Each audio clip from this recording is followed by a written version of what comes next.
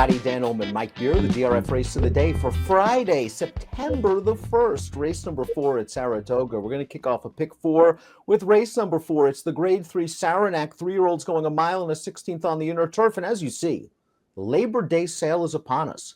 Up to 50% off. PPs, picks, clock reports, the digital paper. Learn more at shop.drf.com.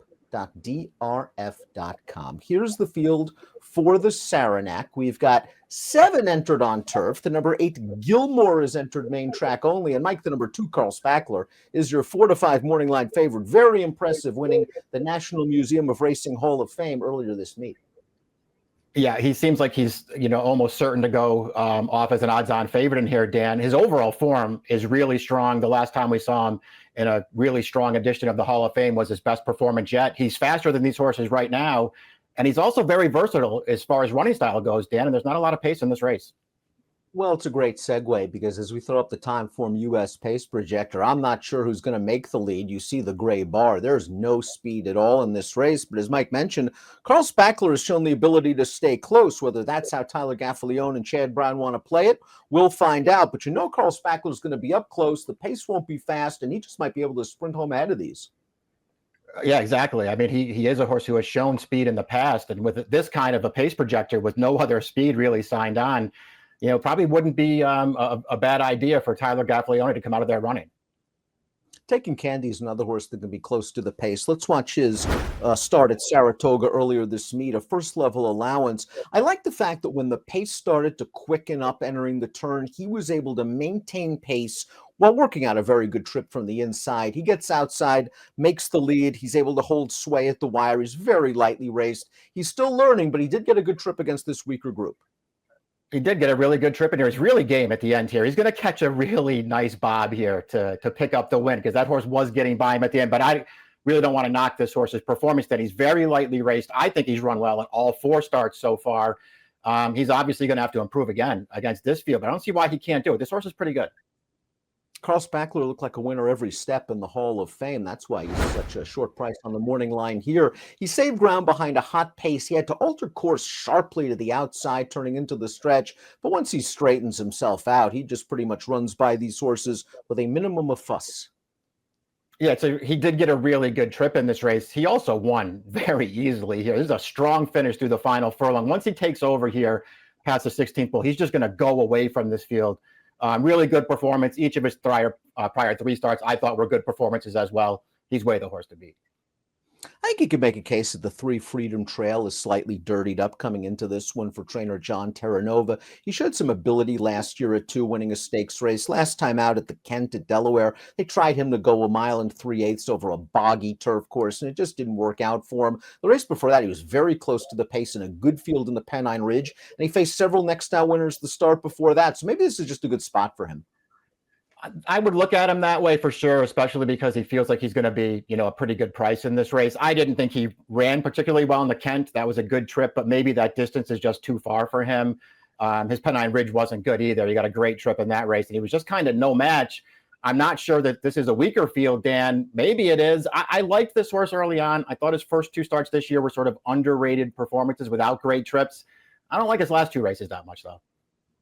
Yakovlev is the number 4. This horse is coming in from overseas now with trainer Jack Sisterson. Interesting that the connection's really focused on keeping him sprinting for his entire career overseas. He's now going to try a 2-turn race in his North American debut. I don't think he was bad at all last time out, but I'm questioning the quality of horses he was facing over there. Yeah, that's a big question. If nothing else, though, he's obviously a wild card in here, shipping over off of really not much of a layoff. He's already run 3 times this year. I thought he was good when he won 2 back over softer ground. I guess that could be important because all it does is rain in Saratoga these days. He ran really well last time, Dan. I mean, he was way back in that pack. It took him a while to get clear. He was really running at the end of that race. The horse that won it was on the lead the entire way. This horse made a big run at him, but it was a little too late. I think he's in really good form right now. I could use him at some kind of a big price in this race. Brown has the favorite with Carl Spackler. He also has this horse, the 5 Activist Investing, a horse with a ton of upside potential. He's won his last 2, including this first-level allowance at Saratoga earlier in the meet, going a mile and 1/8, where he looked pretty strong, Mike, again, throughout in here. And once he takes over the lead, he wins convincingly. It's worth noting this race was his first start in about 10 months or so.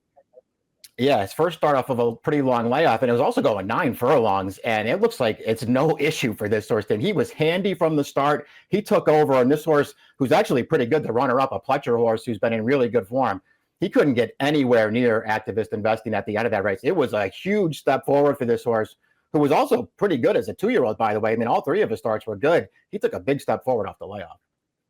Mendelssohn's March is the number 6. The source earned a stakes placing 3 starts back at Churchill Downs. Find the waters pretty deep in the Belmont Derby 2 back. I like what Dylan Davis tried to do. He tried to shoot the gap down towards the inside. He just couldn't finish with those horses. Last time out in the Bald Eagle Derby, just didn't fire his best shot. That was sort of a disappointing effort for me at Laurel. It is a good sign, I think, that McPeak tries this tough spot. Yeah, another horse that they tried to go long with in his last 2 starts. And maybe that's just not what he really wants to do. They'll drop him back in distance for this race and see if it makes any kind of a difference. His overall turf form's not bad. I mean, he's only got 1 win on this surface, and that was via disqualification in his career debut. So he's never actually finished first on the turf. But his form's not bad. And he's a horse who I think could get forward in this race. Trying turf for the first time is the number 7, Lost Stark, for Todd Pletcher or Rad Ortiz, a horse that can get close to the pace. Now, he's by Violence. He wins 10% with his turf routers. It's a very classy pedigree, but it's a pedigree geared towards dirt. You've got half siblings like Nest and Idol, Grade 1 stakes winners going long on the dirt. It's interesting that Pletcher's been working this horse on turf, and the last 2 turf workouts in company with some of his better turf horses. The last one with Far Bridge, 2 starts back with Wit. So he's been keeping pace on turf with some legitimate graded stakes competition. Yeah, I mean, maybe that's a good sign for him, and maybe that kind of means that they're not, making this surface switch out of desperation, but it kind of feels like they might be making it out of desperation, Dan. He didn't class up as a 2-year-old after winning his first 2 starts pretty impressively. They stepped him up in class again last time. He was absolutely nowhere in the Curlin, and I know that pace was dominated towards the front, but it's not like it was a super strong field. And this horse didn't really do anything. And I just kind of looked at it as a desperation move, but I guess we'll see.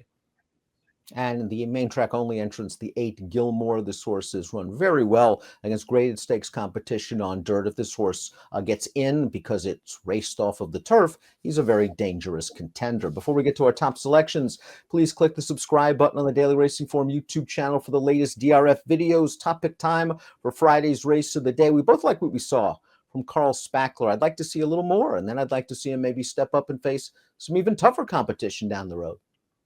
Yeah, I agree with all that stuff. He just looks really tough in this race, just based not only on his last race again, but on his overall body of work. This horse he has a lot of talent. He might just get the right trip in here.